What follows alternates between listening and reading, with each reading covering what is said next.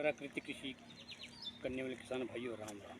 ये मेरी खीरा की फसल है और इसके साथ ही मेरी आलू की फसल भी लगी हुई है और उसके साथ ही बीच में मेरी मिर्ची की फसल भी है जो बहुत बढ़िया। और उसके बाद ये खीरा की है, फिर उसके बाद मूली भी है, मूली भी बीजी है और बीच बीच में इसमें मक्की भी बीजी हुई है। मतलब ये कम ज़मीन में ज़्यादा फसल उगाने का ये तरीका है। जिस भी किसान भाई के पास कम ज़मीन है वो ज़्यादा इस विधि द्वारा ज़्यादा फसल उगा सकते हैं। और ये मेरी बिल्कुल 100% प्राकृतिक कृषि विधि द्वारा ही तैयार की गई है। इसमें किसी भी किस्म की खाद और दवाई का इस्तेमाल नहीं किया गया है।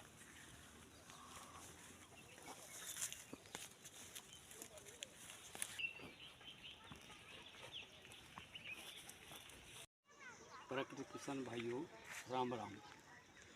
ये मेरी खीरा थ्री लेयर की फसल है। सबसे पहली रो मेरी खीरा की है और दूसरी रो मेरी आलू की है और तीसरी रो मेरी धनिया की है और उसके बाद फिर चौथी रो फिर खीरा है।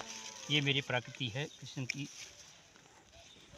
फसल है। इसमें किसी भी किस्म की दवाई और खाद का इस्तेमाल नहीं किया। ये सिर्फ जैविक विधि द्वारा ही गाय के गोमूत्र आदि से ही तैयार की है। देखो कैसी बढ़िया मेरी धनिया की फसल है, इसमें भी खीरा है।